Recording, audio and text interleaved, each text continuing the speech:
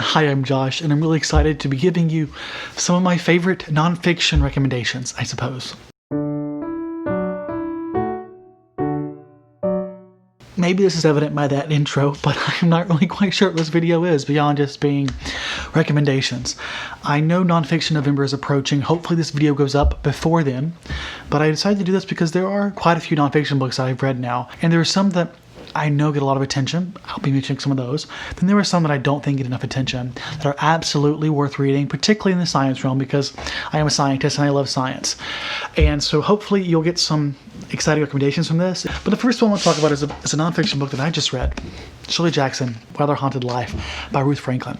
This one was a delight. It was a delight. I mean, it was dark. Her life was dark. But this book did two things. One, it gave me what I expected, which was a detailed walkthrough of her life. But two, it gave me literary context, everything that she wrote, everything that was in her mind leading up to what she wrote, how she wrote it, and then how that it would then in turn impact her life and her future writings.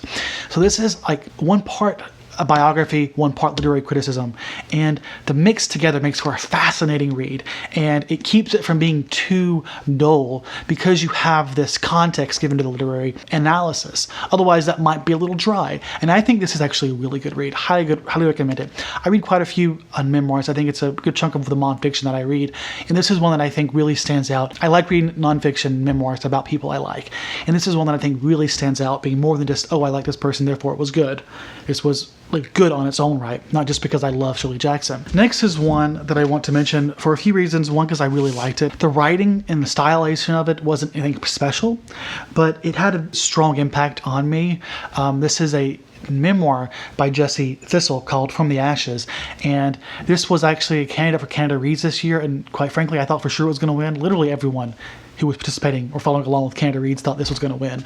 This follows his life in a broken home, falling into drugs and eventually falling into, I think, prison or jail because of that, and eventually rehabilitating himself and now being a professor, I think, at U of T or somewhere in Tennessee. This was a really easy to read memoir, but one that I think is worth reading. Now, I should mention there was some really interesting conversation going on in the Canada Reads debate, which, to give you some context, it's like this debate every year where they nominate books and they have this like 4-day showdown where you have to defend a book and tell you why your book is better than the other book.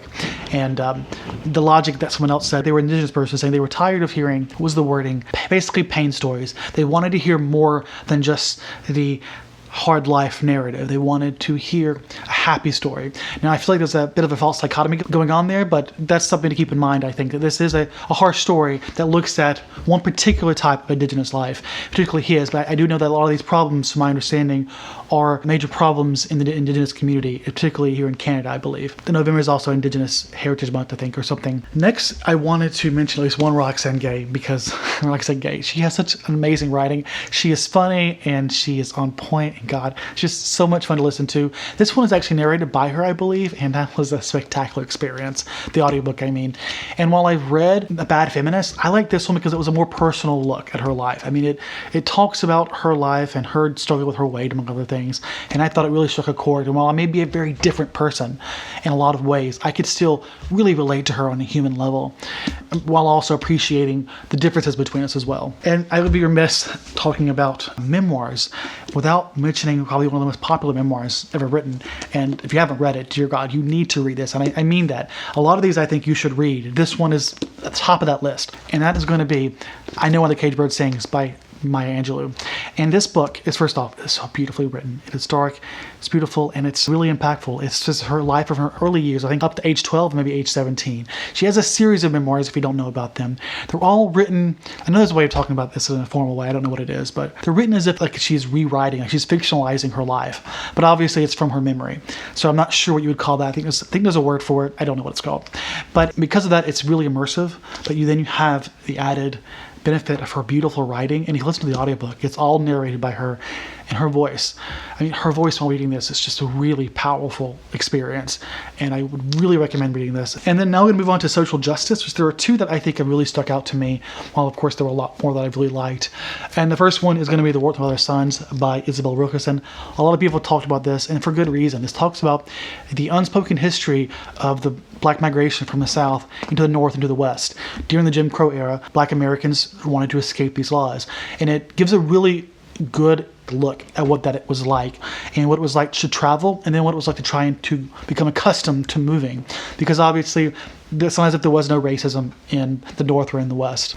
And this book basically follows the life of, I think, 3 or 4 individual stories as a way of getting 3 different perspectives of what this movement was like, all while giving us a detailed background of this entire process. And it works really well as a way of conveying this information in a way that isn't too dull or, textbook, is the word that I think Lisa from X Reader, I think, said. The way she worded it, I think, also a good way of putting it. She was worried it would be textbook, and it's not like a textbook. And I'm not mentioning her newest book, Caste, because I haven't read it yet, but that is obviously a recommendation as well if you haven't heard of it. It talks about America's caste system as it relates to race.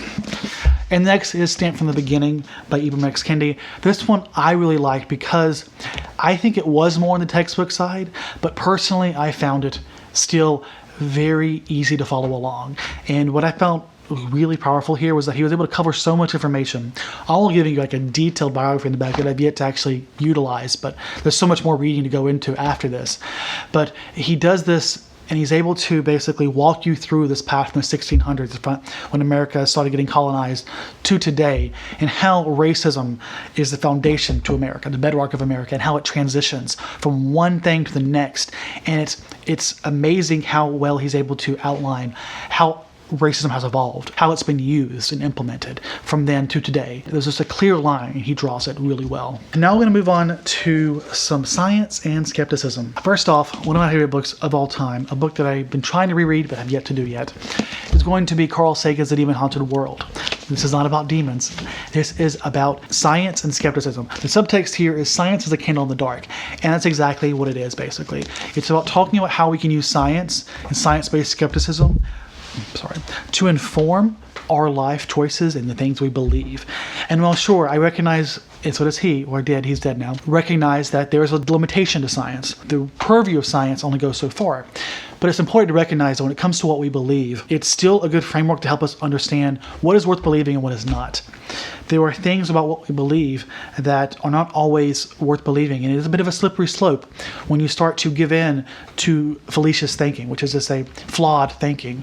And this is a really good introductory look at some of the most basic flawed ways of thinking, from astrology to aliens to religion. And not like he's not attacking religion, he's like Neil deGrasse Tyson as an agnostic, but particularly certain aspects of religion, like near-death experiences or being visited by aliens. That's a really interesting part where he ties together this experience of aliens and visits by angels. These two experiences obviously only happened when there was pop culture around aliens, and when there was no aliens but only angels. There's a clear distinction he's able to make on how our knowledge, our view of the world influences these experiences that we think we're having. But fundamentally, the thing to take away from this book is extraordinary claims require extraordinary evidence. The more extraordinary your claim is, the more skeptical we should be. If you're making a claim that doesn't seem to challenge all of our understandings of the world or of the universe, then sure, shouldn't take that much evidence for us to believe it.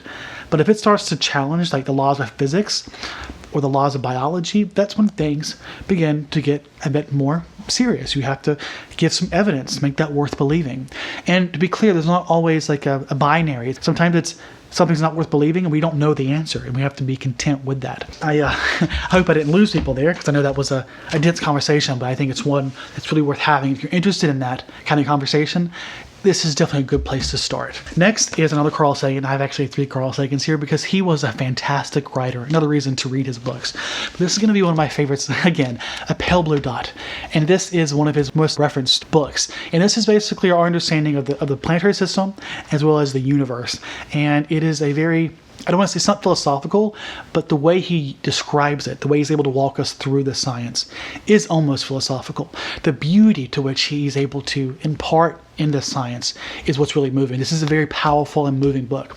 I'm not a spiritual person, but if I had to, I would say that from science, I can feel a level of spiritualism. I think I know what people mean when they say they feel something spiritual, and that's what I get from a lot of his writings, like a spiritual connection to the universe. In a abstract sense. There were some really powerful quotations in here. I think what I'll do is I'm going to snip in at the end of this video at least a piece of his famous speech talking about Earth as a pale blue dot. If you've ever heard that, because he narrates at least part of this audiobook, then you might be familiar with the concept. It's a way of like putting us into perspective, humbling us. Those two books were published in the 90s, I want to say 96, both of them, and he died the same year. If you've ever seen the movie Contact, he also wrote a book for that, but he died the year that was made into a movie. One of my favorite movies of all time. If you haven't seen it, Matthew McConaughey and wow, I'm blanking. I see her face and I know who it is. Jodie Foster. Cosmos is the next book. And this one was made in conjunction with the TV show Cosmos. Many people who were alive during the 70s and 80s may have seen this on PBS. This was won an Emmy, Peabody, and it was this very powerful science documentary that really pulled a lot of people into science. And I eventually did watch that, as well as the new Cosmos, and I think the new Cosmos introduced me to this concept, and as well as my science and skepticism. Like, there's a direct tie between Carl Sagan's work and skepticism that brought me to his science, and it had a powerful impact on my decision to switch from my engineering background to planetary science, which I'm now pursuing. I'm in Canada. I've been here 4 years now, 2 more to go. His work has redefined my life. Now, I read this book just this year. One of the reasons that was because I had already seen the show, and I thought, well, what's the point? What's the point of reading it? And also, it's so dated, it can't be that useful. And a lot of this is still very useful. I mean, sure, some of it's out of date, but a lot of this is also just scientific history to give you context to how we get to what we know. And that story, as usual, it's so beautifully written. And the audiobook is narrated by none other than LeVar Burton from Reading Rainbow and Star Trek. So, fantastic experience, highly recommend. And it's got pretty pictures. I also mentioned that this expands on areas that the show doesn't. In fact, I'm pretty sure he used this as a way of expanding in things that he wasn't able to talk about in the show. Now moving on to another scientist that I like, who is still alive, Sean Carroll. I've talked about this a lot. I have a review for this back in March. I'll link to it. But this was essentially about the many worlds perspective of the universe, of quantum mechanics rather. This idea that every quantum fluctuation, every quantum state that exists, that could exist, does exist. And there's a unique version of the universe, or a unique version of reality within the universe that to encompass that. And what I liked about this particularly was about the implications that it could have on our life if we choose to make it happen.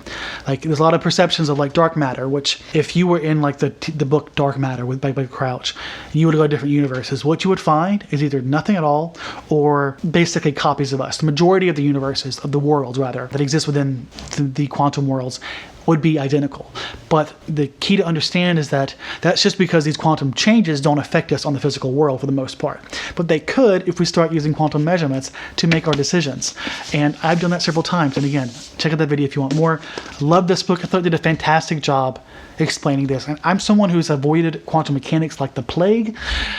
Maybe it's a bad word to use during the pandemic, but it's got me excited to learn more about quantum mechanics, honestly, because I never broached that subject because I was always afraid of it. And I thought this was a good introduction to the concept. And then one more from him that I am not reading this month, even though I really want to, because I have a whole vlog I'll be doing in November, on time. And this is From Eternity to Here, The Quest for the Ultimate Theory of Time. And this is basically a book that's talking about the nature of time in the universe. It talks about why does time flow forward. It talks about the arrow of time. It talks about memory, and it gives some philosophical discussions based off of some science, but still some speculation here, about why it is that we remember the past but not the future. That's a key part of this book.